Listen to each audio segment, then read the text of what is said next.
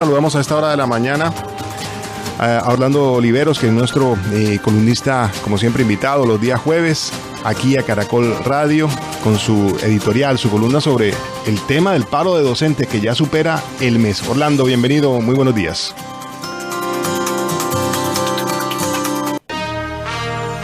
Orlando Oliveros, una voz de Cartagena en Caracol Radio. Buenos días a todos los oyentes de Caracol Radio. Sí, hoy vamos a hablar del paro, un paro que me parece justo en un país donde la docencia se podría decir como es el oficio más ingrato, uno de los oficios más ingratos. Sobre los maestros uno podría decir que existen muchos prejuicios, hay tantos resentimientos, tantas mentiras, tantas verdades dichas a media, que ya uno no sabe distinguir qué es lo que es cierto y qué es lo que no es cierto en torno a los maestros. Sobre los maestros se habla muy mal, ha sido una campaña de desprestigio tan grande la que se ha llevado al cabo de muchos años, que ya se dicen unos mitos que los desprestigian. Por ejemplo, se dicen que los maestros tienen demasiadas vacaciones y que descansan más que los demás trabajadores.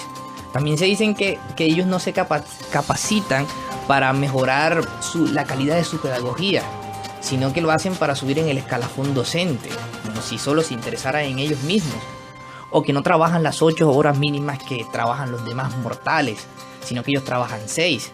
Pero lo que no se dice de los maestros es que los maestros tienen que quedarse calificando las actividades que les dejan en su casa y que esas horas de calificaciones nadie se las paga.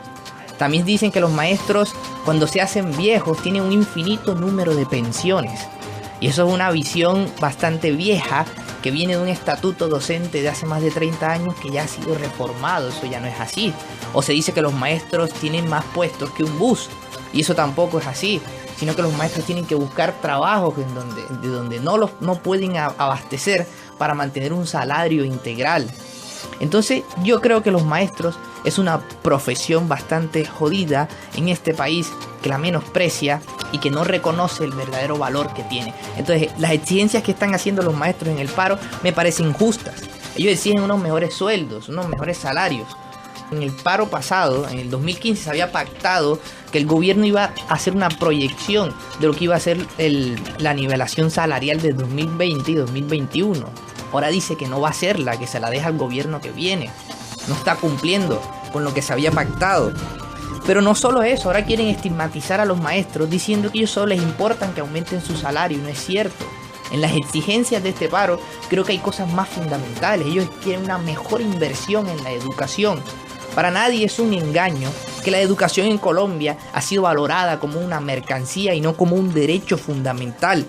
Entonces vemos que no hay subsidios de transporte para niños que van desde sus casas a los colegios a pie, que hacen toda una travesía para llegar al salón de clases, y no hay un Estado que les garantice un transporte digno para esos estudiantes que van en burro, a pie descalzo, que caminan trochas, que salen de un pueblo a otro, que atraviesan veredas, calles, solos. Entonces, eso es una cosa bastante terrible.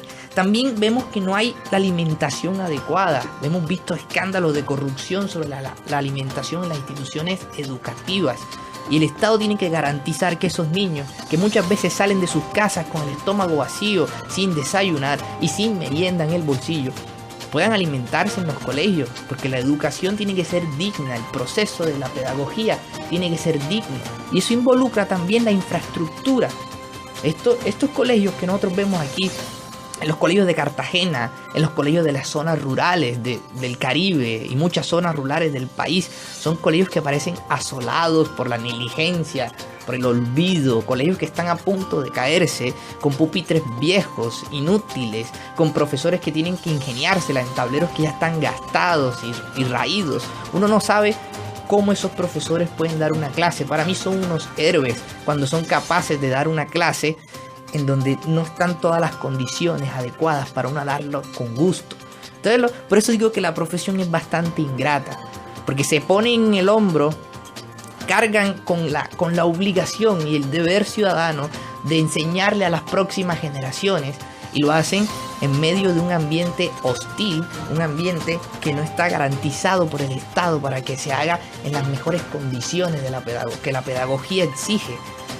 Otro punto interesante del paro es que ellos exigen que se abra ya un proceso de licitación para el servicio de salud de los maestros, porque es que lo que tienen ahora es una salud bastante decadente, con una empresa que no sirve. Ellos necesitan que entre otro operador para el servicio de salud más competente, y el gobierno tiene que abrir ese proceso de licitación para que los maestros tengan una salud digna.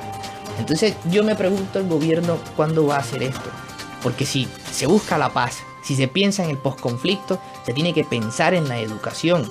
Si ya no está la guerra de por medio, si ya no va a ser el presupuesto militar que se tiene antes, entonces que se vaya para la educación. No puede decir que el Estado está quebrado, porque me parece que la educación todavía le pueden entrar muchos dinero. Esta situación de los maestros me recuerda a un poema de Nicanor Parra, un gran poeta, antipoeta, poeta chileno. Es un poema que se llama Autorretrato. Yo me voy a permitir la lectura de ese poema, que dice así: considerad, muchachos, esta lengua roída por el cáncer. Soy profesor en un liceo oscuro. He perdido la voz haciendo clases. Después de todo o nada, hago 40 horas semanales. ¿Qué os parece mi cara bofeteada? ¿Verdad que inspira lástima mirarme? ¿Y qué decís de esta nariz podrida por la cal de la tiza degradante? En materia de ojos, a 3 metros no reconozco ni a mi propia madre. ¿Qué me sucede? Nada. Me los he arruinado haciendo clases. La mala luz, el sol, la venenosa luna miserable. ¿Y todo para qué? Para ganar un pan imperdonable, duro como la cara del burgués, y con sabor y con olor a sangre. ¿Para qué hemos nacido como hombres si nos dan una muerte de animales? Por el exceso de trabajo, a veces, veo formas extrañas en el aire. Oigo carreras locas, risas, conversaciones criminales. Observad estas manos y estas mejillas blancas de cadáver, estos escasos pelos que me quedan, estas negras arrugas infernales. Sin embargo, yo fui tal como ustedes, joven, lleno de bellos ideales. Soñé fundiendo el cobre y limando las caras del diamante. Aquí me tienen hoy, detrás de este mesón inconfortable, embrutecido por el sonsonete de las 500 horas semanales. Esto es una visión triste que creo que expresa el estado en el que la docencia está en Colombia. Un estado triste, melancólico de mejores clases, melancólico de mejores colegios. Y creo que la paz no se puede lograr si no se tiene una mejor educación digna, que sea vista como un derecho y no como una simple mercancía. Orlando Oliveros, columnista de Caracol Radio, gracias por haber pasado la información. 11:57.